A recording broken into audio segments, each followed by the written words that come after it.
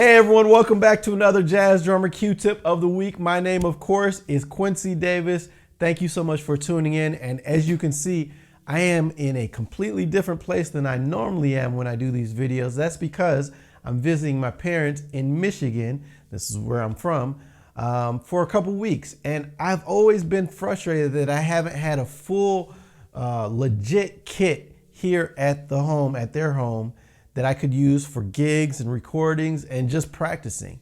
And so I finally ordered a kit from Tama, who I am a proud endorser of.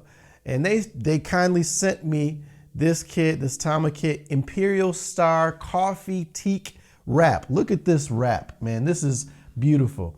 And honestly, I couldn't be happier. This is exactly what I wanted because they look good, but more importantly, they sound good and they won't break the bank.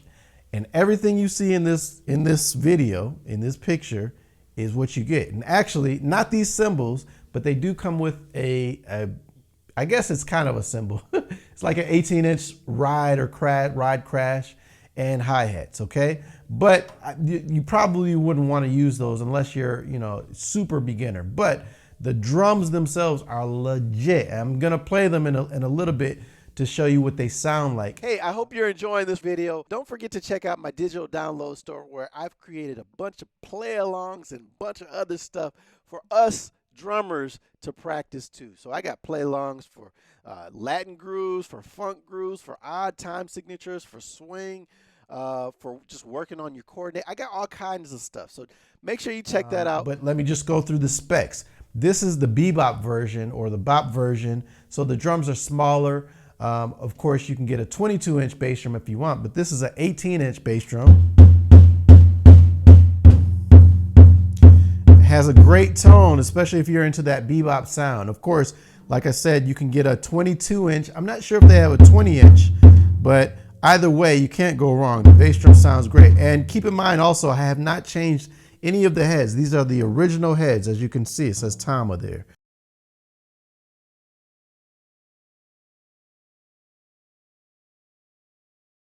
So this is the 14-inch tom, floor tom. And you can also get a 16-inch floor tom, I believe, with other configurations, right? This is a 12-inch tom. And this is a 10-inch tom. And a 5.5 or 5, I can't remember now. I believe it's a 5.5, 8-lug snare drum. And again, this is right out the box, this is what they sound like. And to me, they sound great. I'm gonna play them and you tell me what you think.